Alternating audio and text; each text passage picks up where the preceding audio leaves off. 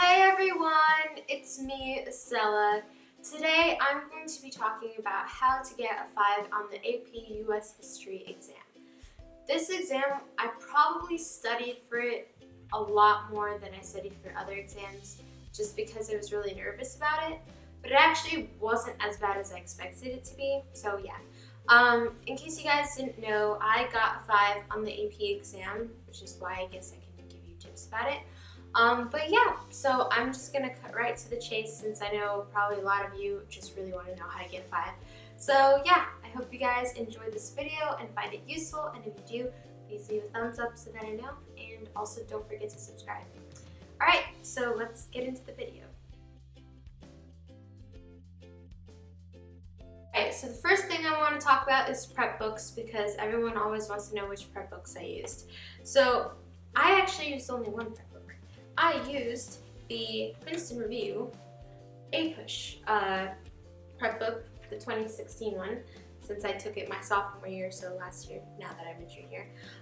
So yeah, and this is pretty much it. I'm not going to talk about it because you guys can just look it up online, but yeah, so you can see I don't recommend highlighting everything like I did, but I recommend being active when you're taking notes. Like you can see I wrote all over my prep book, like everywhere. I mean, it's insane how much. I don't really know why I wrote so much, but I guess it worked. So you can see that I literally wrote in the margins so much. But yeah, and highlighted a lot. My highlighting was not very efficient, but you can see I was really actively into this book. I literally just read it like 3 times. So that's probably the number one thing that helps you get a 5 on the AP exam. It's a really good book. It just pretty much summarizes everything that you learned through the year that's going to be on the AP exam, and it's really just nice the way they do it, and it's really concise. It also has 2 full-length practice exams. Definitely do both of them because they're pretty different, but they are actually really similar to the actual AP exam. So if you guys didn't know, the AP exam is stimulus-based, so they'll give you like a quote or a picture or something like that, and they usually have like 3-4 questions that are based off of that. So those types and formats of questions are in here. There's also different types of FRQs. So for instance, you can have the DBQ, which is the document-based question, where you have to basically use the documents they provided to you and then use them to make a argument or a synthesis pretty much. And then they also have one where they just give you a prompt and you can choose between 2 and choose which one you know the best and then write an essay about it and whatnot. So yeah, and I just recommend getting this book.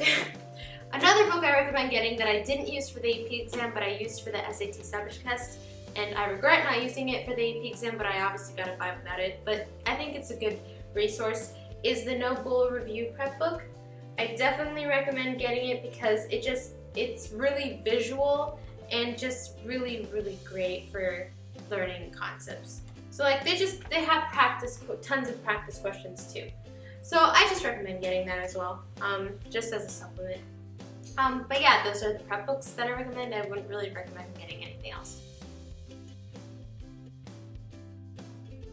Alright, so now we're going to talk about other resources in case you can't afford to get a prep book or you just don't want to.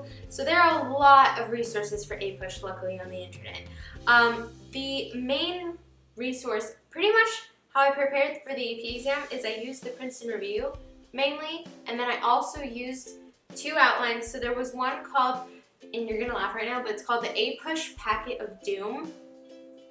Yeah, the person who made it pretty much summed it up, but you know, it's a really, really good packet. It has everything you possibly could need, like all of the dates of foreign policy, like important foreign policies, you know, presidents, what they did, artwork, you know, women, whatever, stuff like that. It's really amazing, and it kind of categorizes everything, and it's just super useful. By the way, all the links are going to be down below or in this video so that you guys can find this really easily on the internet. Next up is the APUSH Presidential Review packet, I guess you can call it. It's like also an outline where they have every single president in order, and they have all these different things that happened during that presidency, and it just really helps you remember better the difference between different presidents and through chronological order and what happened during the presidencies. And it's just a really great resource.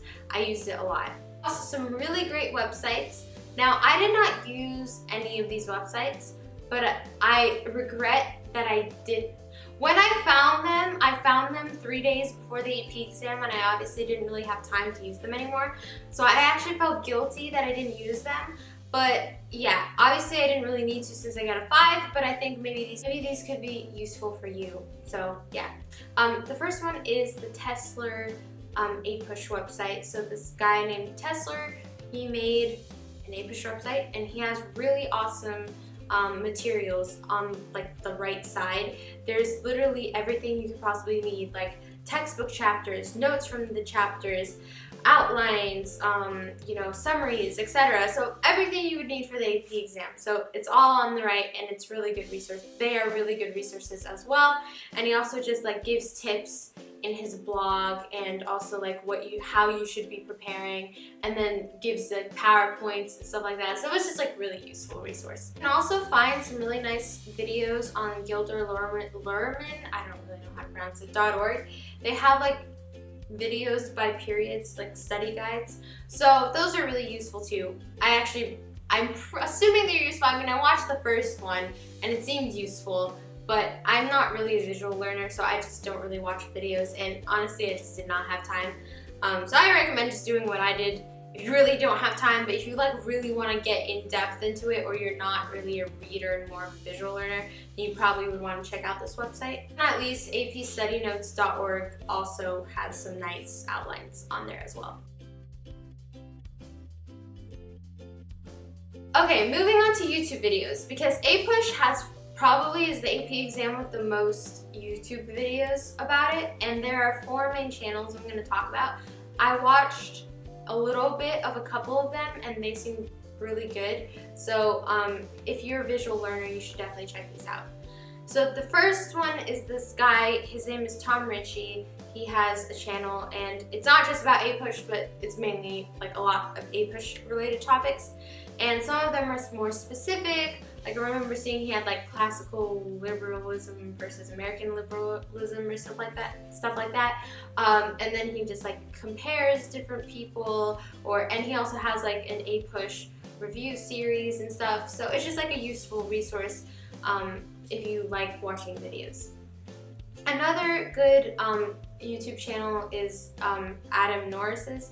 So he has also the same thing. He kind of summarizes different chapters from the textbook American Pageant, which is apparently the most common textbook that APUSH teachers use. And he kind of goes over every chapter and summarizes it, which I think is really useful, especially if you're like self-studying for the AP exam. You might want to use that as well, or just like if you don't really feel like you had that great of an education or something like that. But yeah, so you can definitely use those, and then he also has like final exam reviews, which are pretty much like APUSH AP exam reviews. So yeah, but those are really useful. Also, you should check out Jock's Productions. They have also pretty much the same thing. Like they just have like summaries of American Pageant chapters and just like AP exam reviews and things like that. So that's useful too. And then finally, there's this channel that's a little bit different. It's called APUSH History, something like that. And he just has like really specific topics. So like if you're really confused by a specific Supreme Court case, or like, I don't know, specific war or something like that, then he has a video usually about that, and then he kind of explains it really well in case you're confused about like a really specific topic. So yeah, if you want to get a 5 on the exam, you should probably do this. First, you should read through the Princeton Review at least once or twice, just to really get everything start sinking in, and really just like write a lot just everywhere. It really helps you memorize stuff. But obviously it depends on what kind of learner you are, but that's what I did. Number 2, then do the 2 practice tests in the prep book, and just kind of see how you're doing, which topics you really suck at, and review those topics. Number 3, oh, and also, by the way, there's a free College Board released AP exam. I'll put the link down below, but that one is also a good resource to use since it's like really accurate and similar to the actual AP exam.